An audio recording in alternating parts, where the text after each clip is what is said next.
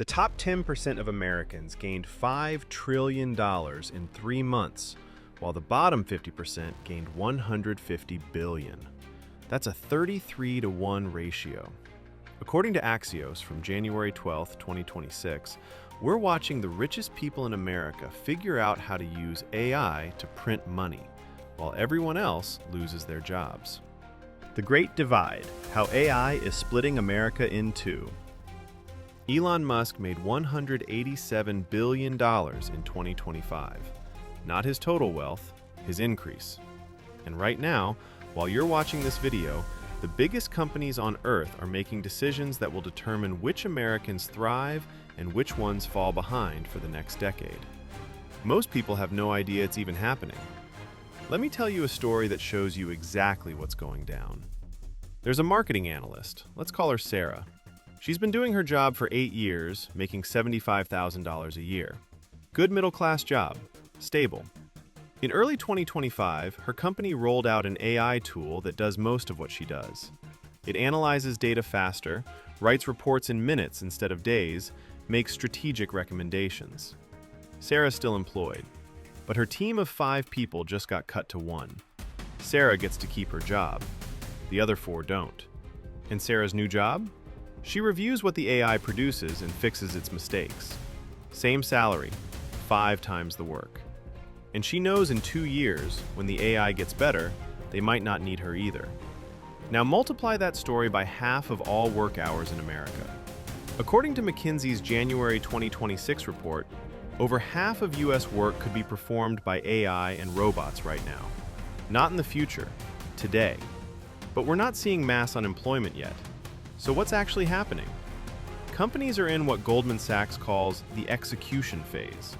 They're making decisions about which jobs to eliminate, which teams to restructure, which workflows to automate. And the World Economic Forum found that 40% of the world's largest employers are actively planning workforce reductions. Not thinking about it, planning it, right now. And here's the brutal part. The jobs being created are for AI engineers and data scientists. The jobs being destroyed are administrative assistants, accountants, customer service reps. High-skilled tech jobs are being created, and the middle-class jobs that built America are disappearing. Let me tell you another story. There's a junior lawyer, Marcus. He graduated from a decent law school, got hired to do legal research and document review, making $90,000. In 2025, his firm started using AI that does legal research in seconds and reviews documents overnight. The partners love it. Saves money, increases efficiency.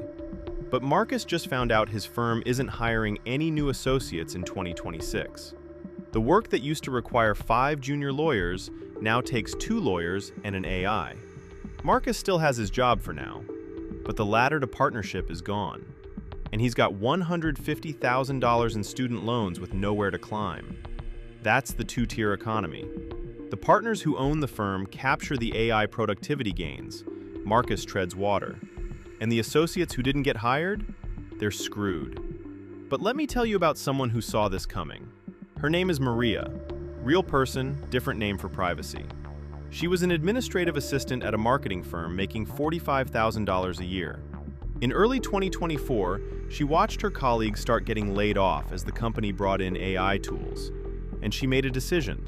Instead of hoping she'd be safe, she learned everything she could about the AI tools her company was using. ChatGPT, Jasper, HubSpot's AI features. She built a portfolio showing how she used AI to handle work that used to require 3 people. She documented the workflows.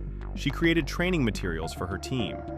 When her company announced they were creating a new position, AI Operations Coordinator, to manage the integration of AI tools across departments, Maria applied. She was competing against people with tech degrees and more impressive resumes, but she had something they didn't. She had proof that she could actually work with AI in the real world, not just in theory. She got the job at $95,000 a year, more than double her previous salary. Same fundamental skills, different framing. She positioned herself as the person who knows how to work with AI instead of being replaced by it. That's the playbook. And it's available to anyone willing to move fast. Here's why this matters. Research from the IMF shows that while AI might displace some high-income workers, wealth inequality is going to explode. The people losing high-paying jobs are the same people who own stock portfolios in real estate. So even if they lose their job, they benefit from AI through their investments. The bottom 50% of Americans own almost no financial assets. So when AI increases corporate profits, all those gains flow to the top. Now, some people will tell you this is fine. They'll say AI will create new jobs we can't even imagine yet, just like the internet did. And they're not entirely wrong. The internet created millions of small businesses and new opportunities. But here's the critical difference. The internet was distributed. Anyone could build a website, start an online business, create content. AI is the opposite. It's consolidating power in 5 companies: Amazon, Microsoft, Google, Meta, and OpenAI. They own the infrastructure. They control the models. Everyone else pays rent. The wealth distribution is completely different this time. And the richest Americans? They're getting exponentially wealthier. Among the 50 richest Americans, the median wealth increase in 2025 was $10 billion. Meanwhile, median household income barely moved. McKinsey projects massive economic value from AI by 2030, and only 6% of companies are seeing major profit impacts right now. Those companies are pulling away from everyone else so fast, they're creating a winner-take-all market. If you work for one of those companies, you'll probably do well. If you work anywhere else, you're competing with AI for your job. Here's the really dark part. Brookings Institution research says that if AI gains go only to a small elite, economic inequality gets so extreme that it breaks democracy itself.